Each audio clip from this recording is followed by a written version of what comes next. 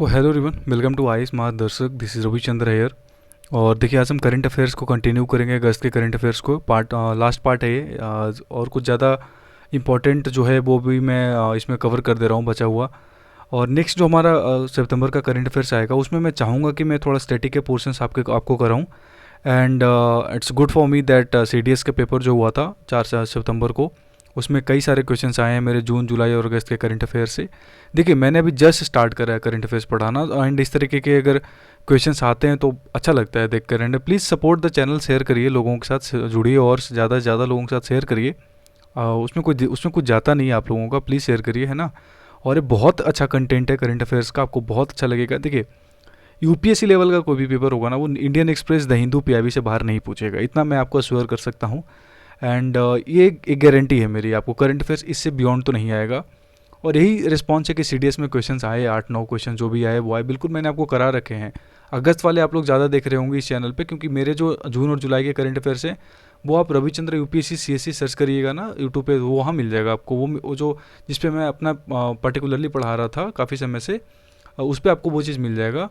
तो वहाँ से भी अगर आप चाहो तो पढ़ सकते हो। बट आगे तो इसी चीज़ पे आता रहेगा कंटिन्यू हुए, करंट अफेयर्स तो आएगा, स्टैटिक जीके भी लेकर आऊँगा जल्दी ही। थोड़ा बिजी हूँ पर कोई नहीं, आप भरोसा रखिए, आपको सारा चीज़ मिल जाएगा। देखिए, आज जो भी करंट अफेयर्स है हमारे लिए वो बहुत इंपॉर्टेंट हो जाता है। And before going to deep, I would request everybody to please follow IAS Margdarshak, subscribe करिए, शेयर करिए दोस्तों के साथ, बहुत इंपॉर्टेंट है। And indeed this is a marvellous channel जहाँ पे आपको बहुत सारी चीज़ें मिलती है, मतलब you can get a lot of things from a very reputed teacher indeed. तो आप ट्राई करिए, ज़्यादा से ज़्यादा लोगों के साथ शेयर करें, है ना। आराम से पढ़ाएंगे। क्वेश्चन नंबर 10 क्वेश्चन से बहुत अच्छे अच्छे तगड़े सवाल यूपीएससी लेवल के, बिल्कुल वो आपको, मतलब आज के पेपर अगर 10 में से 10 किसी ने बना दिया ना करंट अफेयर्स, मान लेना तुम यूपीएससी के रैंक में हो, सिलेक्शन में नहीं, रैंक में हो, इतनी तुम्हारी कॉन्सेप्ट क्लियर है फिर अगर आज बना दिए तो। Even then I was making the complete PPT, I was like अच्छा बना रहा हूँ, मुझे खुद को फील हो गया था कि नहीं अच्छा क्वेश्चन बन रहा है। ठीक है, क्वेश्चन नंबर 1 के साथ स्टार्ट करेंगे, that choose the correct option. Indeed बिल्कुल ऐसे यूपीएससी में आता है। दो स्टेटमेंट दिए गए, आपको बताना है। पहला स्टेटमेंट कहता है कि Finland is a country that shares its longest border with Russia. अपनी जो लैंड बॉर्डर की बात कर रहे हैं यहाँ पे हम, भूमि वाली जो लैंड बॉर्डर है फिनलैंड का, वो सबसे बड़ा किसके साथ है? रसिया के साथ, पहला स्टेटमेंट कहता है। Second statement talks about Finland shares it's maritime borders with gulf of Bothnia and gulf of Finland only. Going through the question in is a very important thing. जब आप जाते हो उसके साथ आपको इंपॉर्टेंट पढ़ना पड़ेगा एक एक लाइन। स्टेटमेंट 1 कहता है कि रसिया के साथ सबसे बड़ा लॉन्गेस्ट बॉर्डर शेयर करता है, जमीन की बात करिए मैंने, भूमि की। अगर हम मैरीटाइम बॉर्डर करें, बात करें फिनलैंड की, तो वो कह रहा है कि गल्फ ऑफ बोथनिया के साथ और गल्फ ऑफ फिनलैंड के साथ ओनली शेयर करता है, इन्हीं दो के साथ शेयर करता है और किसी के साथ शेयर नहीं करता, ये कहना है।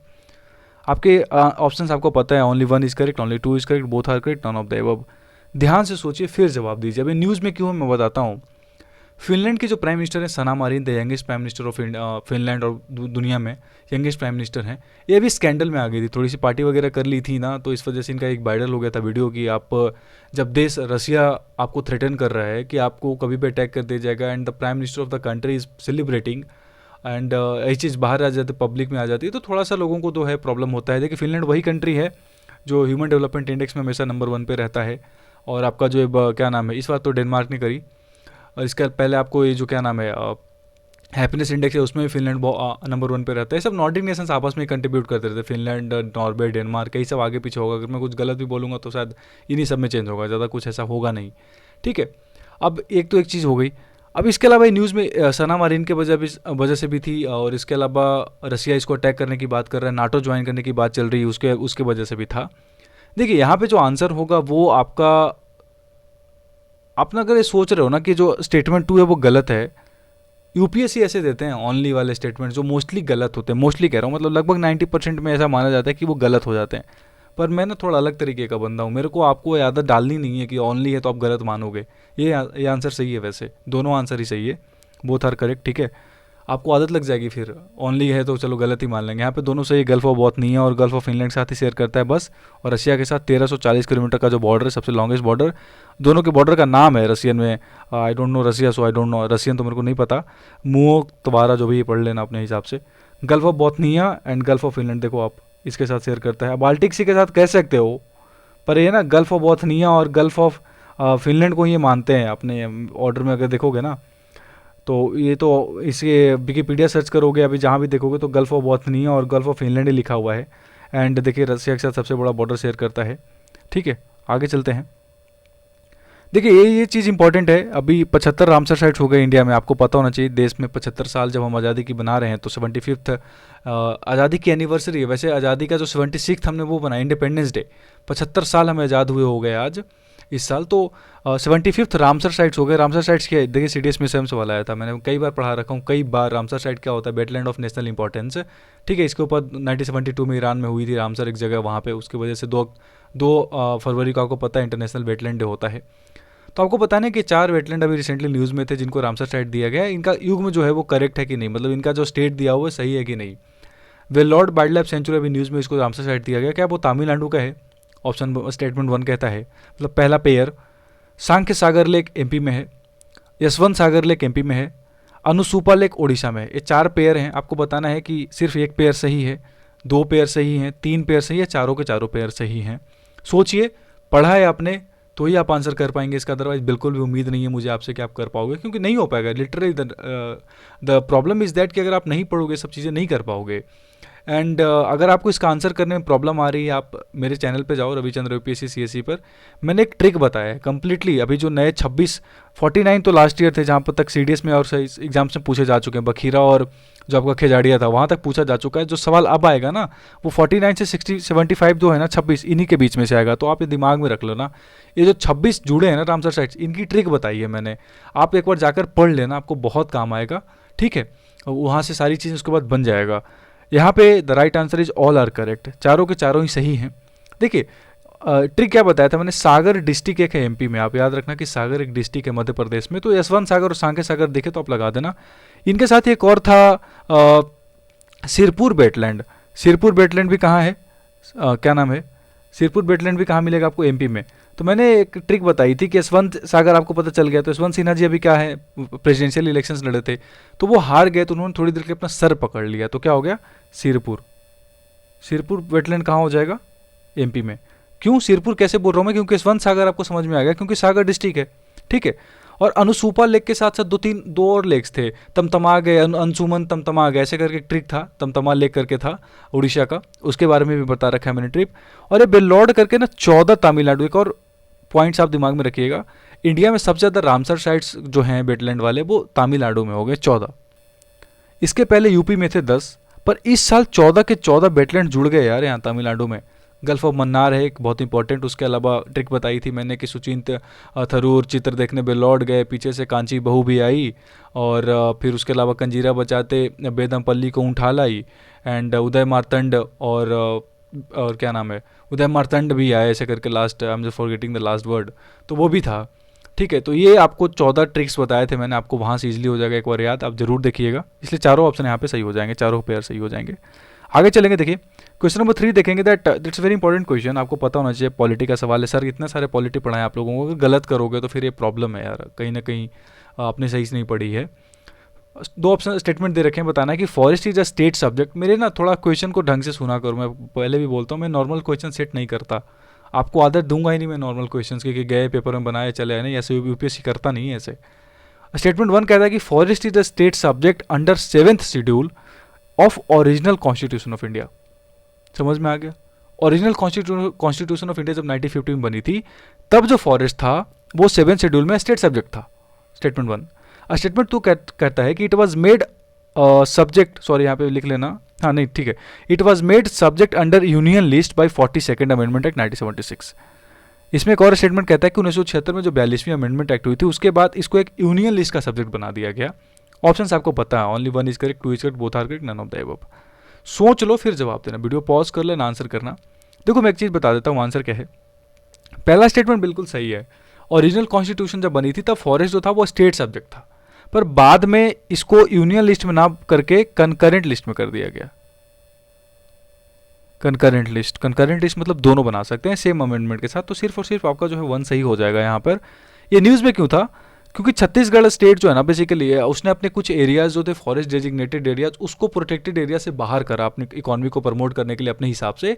तो इस पर जो गवर्नमेंट है उसने क्वेश्चन खड़ा करा यूनियन गवर्नमेंट ने कि आप ऐसा नहीं कर सकते because it's under concurrent list और फॉरेस्ट कंजर्वेशन एक्ट भी लगता है। तो एक बार आप इस आर्टिकल को पढ़ लेना, 26 या 27 अगस्त के आर्टिकल में मिल जाएगा आपको इंडियन एक्सप्रेस के एक्सप्लेन पेज पे।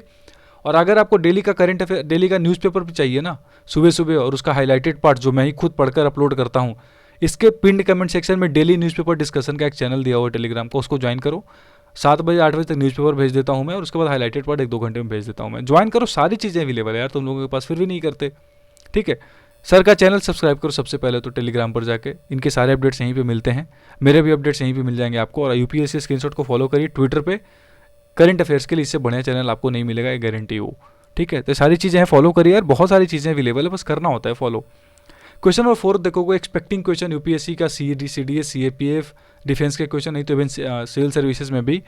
जोरावर एक न्यूज़ में था, जोरावर एक टर्म था न्यूज़ में था, वो क्या है मतलब व्हाट इज जोरावर एक्चुअली? चीता का नाम है जो हमारा नामीबिया से मंगा रहे हैं चीता, उसका नाम दिया हमने जोरावर। एक एंटी टैंक गाइडेड मिसाइल है, या फिर इंडिजिनस लाइट टैंक है, हमारे देश का खुद का बनाया हुआ लाइट टैंक है, क्या है, हल्का हल्का टैंक जिसको बोलते हैं। और हॉर्स मंगोलिया ने भी गिफ्ट करा राजनाथ सिंह जी को, उसका नाम हमने जोरावर रखा है, क्या है बताइए सोचकर। It's a very good question, अगर आपको समझ में आ रहा है तो आप जवाब दीजिए। देखिए the right answer is indigenous light tank. News में क्यों था? इंडियन आर्मी जोरावर जो है लाइट टैंक्स को LAC पर, लाइन ऑफ एक्शन जो लाइन ऑफ कंट्रोल है चाइना के साथ, हम उसको उसके ऊपर वहाँ मतलब उसके पास में डिप्लॉय करने वाले हैं, क्योंकि थोड़ा इजीली मूवमेंट कर पाएंगे तो वो हमारे लिए अच्छा रहेगा कि टैंक्स वगैरह का यूज़ करेंगे हम। ठीक है, दिमाग में रखिएगा जोरावर। देखिए आगे चलते हैं, क्वेश्चन नंबर 5 देखिएगा, स्टैटिक का पोर्शन। मुझे अच्छा लगता है इस तरह का सवाल बनाना डिफेंस के, कि that INS Dunagiri is a Shivalik class frigate. 4 options दे रखे हैं आपको, बताना है, मतलब 4 स्टेटमेंट है, ऑप्शन आपके हिसाब से दे रखा है आगे, कि INS डूनागिरी एक शिवालिक क्लास फ्रिगेट है, पहला ऑप्शन, पहला स्टेटमेंट सॉरी। INS तारागिरी एक शिवालिक क्लास फ्रिगेट है, ठीक है। INS बेला एक कालवरी क्लास सबमरीन है, ठीक है। INS विक्रांत 1 को हमने यूके से खरीदा था, विक्रांत 1, INS विक्रांत को हमने अभी अभी जो इंडिया में बनाया था उसको 2 सितंबर को कोचिन शिपयार्ड लिमिटेड ने बनाया था, उसको हमने कमीशन कर दिया, अगले साल तक वो इंडियन नेवी में चालू हो जाएगा चलना। पर पहले जो हमने 71 to 70 के वॉर में जब INS विक्रांत हमने लिया था उस समय, उसके पहले तो क्या हमने वो यूके से लिया था, जिसे हमने 1997 में क्या करा था, डीकमीशन करा था, 2014 में ऑल टुगेदर इसको डिसमेंटल करा था। ये पोर्शन आप याद रखना। बताओ ऑप्शन है आपके 1, 2 and 4 only, 2, 3 and 4 only, only 2 and 4, all are correct. बताओ, सोचो क्या है, सोच लिया होगा उम्मीद करता हूं। देखिए चारों ही सही है, ठीक है। ये INS दूनागिरी तीसरा जहाज था, INS हिमगिरी और INS नीलगिरी 2 हो गए, INS तारागिरी चौथा है। तो 6 जहाज़ों का ना एक फ्रिगेट का हम प्रोजेक्ट 17A चला रहे हैं, ठीक है, जिसके अंदर 6 जो हमारे जहाज़ बनने वाले, हिमगिरी शिवालिक क्लास के जिसको बोलते हैं, हिमगिरी हो गया, तारागिरी हो गया, नीलगिरी है, दूनागिरी और 2 और आने वाले हैं। तो ये दोनों को अभी अभी रिसेंटली, इसको तो आज ही लॉन्च किया गया है तारागिरी को, मतलब अभी लॉन्च नहीं किया गया, 11 तारीख को, 11 सितंबर को इसको हम इंडियन नेवी को कंडक्ट कर देंगे। और दूनागिरी को हमने जून में करा है, I guess if I am not wrong, June में करा है। INS बेला बिल्कुल Kalvari class diesel submarine navy, आपको याद रखना प्रोजेक्ट 75B। और INS विक्रांत हमने यूके से खरीदा था, HMS हरक्यूलस बोलते थे इसको पहले, ठीक है। ये सब सारी चीज़ें याद रखना, सारा ही सही हो जाएगा। आगे चलते हैं, कहाँ गया, चलो बताओ क्वेश्चन नंबर 6 देखो, पढ़ा होगा कहीं ना कहीं, कि फेमस नेहरू बोट ट्रॉफी क्या हर साल पूना माडा लेक केरला में होता है, स्टेटमेंट 1। और 2022 में अमित शाह को चीफ गेस्ट बुलाया गया था इस इवेंट में। ये न्यूज़ में भी इसी वजह से आ गया था, क्योंकि अमित शाह जी को, चलिए अभी नहीं बोलूँगा मैं, आप बताओ सोच के आंसर दो, क्या only 1 is correct, only 2 is correct, both are correct, none of the above. बताओ, सोच कर दो जवाब, सोच लिया होगा आई गेस, पॉज कर लेना यार इतनी देर में। देखिए the right answer is both are correct. इनको इसी वजह से कंट्रोवर्सी हो गई थी कि कांग्रेस पार्टी ने, पोजीशन पार्टी ने बोला कि अमित शाह जी को आप क्यों बुला रहे हो, एक स्टेट इवेंट है ऐसा जहाँ पे हर साल होता है पूनामाडा लेक में, so it's a state event, तो इसमें यूनियन होम मिनिस्टर को बुलाकर आप क्या संदेश देना चाहते हो, whether you are trying to make it political. अभी इसके ऊपर मेरे को कमेंट नहीं करना, बाकी आपको आंसर से मतलब था, वो बोथ आर करेक्ट।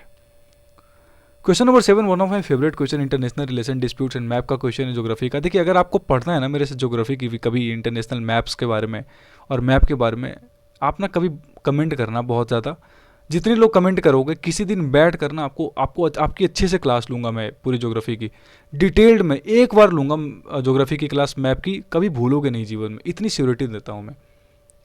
इतना इतना तो मुझे इस चीज़ पे भरोसा है कि ज्योग्राफी में आपको ऐसे याद करा दूंगा ना मैप्स में कि कभी भूलोगे नहीं। स्टेट्स, आइलैंड्स, डिस्प्यूटेड आइलैंड्स, कौन सा लोकेशन कहाँ पे है किसी कंट्री का, कौन सा कंट्री में कॉन्टिनेंट में कितनी कंट्रीज है, कि एग्जैक्ट पोजीशन बता सकता हूँ मैं आपको, बैठे बिठाए पूरी मैप बना सकता हूँ अभी मैं पूरी दुनिया का। तो वो मैं चाहता हूँ आपको दूँ। आपको पढ़ना है तो कमेंट करिए, ज़रूर बताऊँगा। किसी दिन फुर्सत में आराम से उसके ऊपर 1-1.5 घंटे की क्लास ली जाएगी, ठीक है। तो कमेंट करिए, सर को बोलिए कि हाँ क्लास लेना है, तो जो भी है जैसा रिस्पॉन्स रहेगा उसके हिसाब से देखते हैं। 2 ऑप्शन है, 2 स्टेटमेंट है, सॉरी, आपको बताना है कौन सा स्टेटमेंट सही है। पहला है कि द फाल्कलैंड आइलैंड डिस्प्यूट, या इसको मालविनास बोलते हैं, एक अर्जेंटीनियन नेम है Malvinas, is a territorial dispute between UK and Argentina. पहला स्टेटमेंट है कि क्या यूके और अर्जेंटीना के बीच में डिस्प्यूट है फाल्कलैंड आइलैंड डिस्प्यूट। दूसरा कहता है कि फाल्कलैंड आइलैंड जो है वो basically geographically southern Atlantic ocean में लोकेटेड है। समझ गए क्वेश्चन को? Only 1 is correct, only 2 is correct, both are correct, none of the option से बाकी वो आप सब 2 जवाब सोचो। देखिए, आप लोग यूपीएससी की जब प्रिपरेशन कर रहे हो ना, आप डॉक्यूमेंट्रीज देखा करो, अपने हॉबीज में लेकर आओ डॉक्यूमेंट्रीज देखना।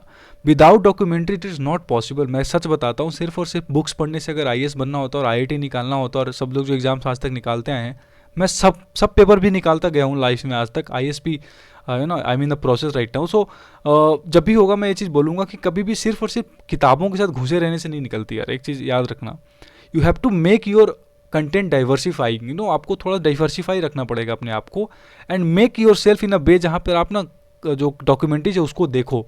तो फॉकलैंड आइलैंड डिस्प्यूट कभी गूगल यूट्यूब डालना, पूरी की पूरी डॉक्यूमेंट्री वॉर दिख जाएगी आपको। एक वॉर हुई थी proper, Falkland island war, UK और अर्जेंटीना के बीच में। तो पहला ऑप्शन तो बिल्कुल सही हो गया, और दूसरा ऑप्शन भी सही है कि दूसरा स्टेटमेंट भी सही है कि सदर्न अटलांटिक में है। देखिए लोकेशन ध्यान से दिखाता हूँ, this is South America, this is Argentina, Lionel Messi my favourite footballer, यहीं पे एक फॉकलैंड आइलैंड है, ठीक है। और यूके देखो ऑल द वे यहाँ यार, यहाँ से जाकर बताओ इसका यहाँ पे मतलब इसकी सोवरेंटी है यहाँ पे, इसकी कानून चलती है इधर है। वो ऐसे तो फॉकलैंड आइलैंड का था हज़ारों साल पहले, पर वही आपको पता है सेम ब्रिटिशर्स ने जो करा पूरी दुनिया के साथ वो भी यहाँ करा, उन्होंने हथियार लिया।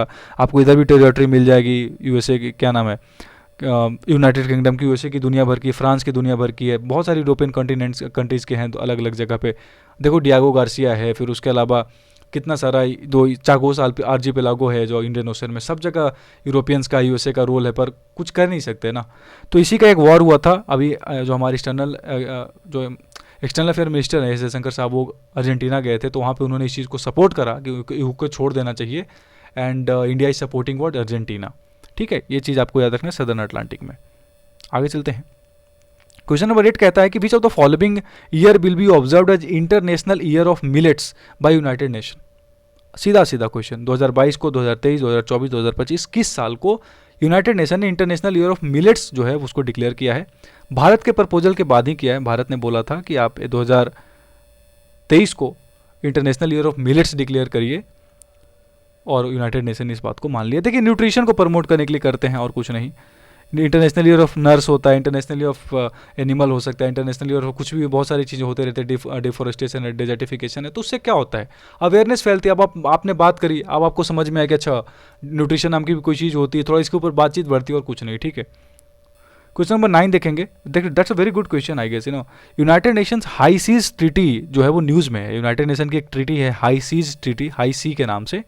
बताना है कि हाई सीज किसको कहते हैं, मतलब what exactly the term indicates. Polar region के एरियाज को हाई सी कहते हैं, मतलब ऊंची समुद्र जिसको बोल सकते हैं, या हाई सी वाटर बोलते हैं। Areas beyond exclusive economic zone, तो आपका जो क्या नाम है 20 नॉटिकल माइल्स तक तो आपका जो एरिया होता है, तो वहाँ से तो एरियाज होते हैं एक्सक्लूसिव इकोनॉमिक जोन्स में। क्या वो उसके एरियाज को बियॉन्ड वाले को हम लोग बोलते हैं हाई सीज।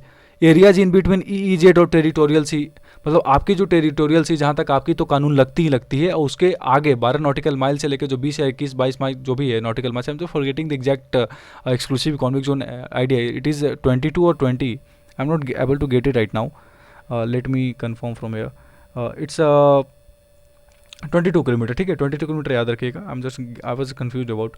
तो आपको बताना है कि क्या उसके 12 से 22 के बीच का एरिया को कहते हैं, या 22 के बाद वाले के एरिया को कहते हैं, या फिर पोलर रीजन के एरिया को कहते हैं, नन ऑफ द अबव। अच्छा क्वेश्चन है यार, बहुत ही अच्छा क्वेश्चन है, पता होना चाहिए आपको। देखिए बी ऑप्शन हो जाएगा इसका। एक्सक्लूसिव इकोनॉमिक जोन तक तो ठीक है, आपका टेरिटोरियल जो एरियाज हैं 12 नॉटिकल माइल्स तक, तो वहाँ तक तो आपका कंप्लीट लगता है, एक देश के कानून लगते हैं वहाँ तक। 22 नॉटिकल माइल्स तक थोड़ा सा चीज़ बदल जाता है, जहाँ पे सिर्फ और सिर्फ आपकी सोवरिटी को रिकॉग्नाइज इस तरीके से नहीं करते कि आपकी कानून ही सिर्फ वहाँ पे लगेगी।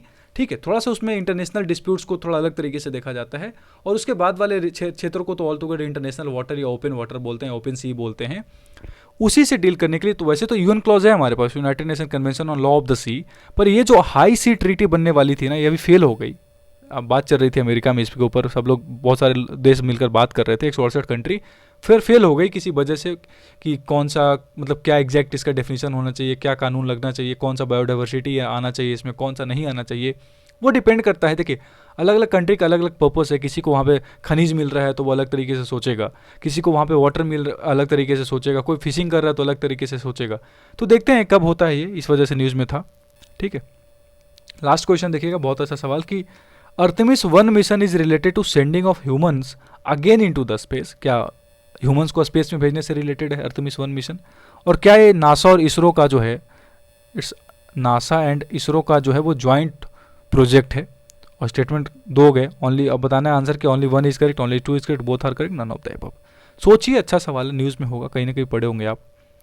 देखिए इसका सिर्फ स्टेटमेंट 1 सही है, नासा और इसरो का नहीं, सिर्फ और सिर्फ नासा का है, इसरो का कुछ रोल नहीं इसमें। और अर्तेमिस 1 मिशन बिल्कुल ह्यूमंस को भेजने की बात है, पहली बार एक लेडी इसमें जाने वाली थी, पर ये थोड़ा सा कुछ टेक्निकल स्नैग आ गया है, उसके वजह से नासा ने इसको पोस्टपोन कर दिया कुछ समय के लिए।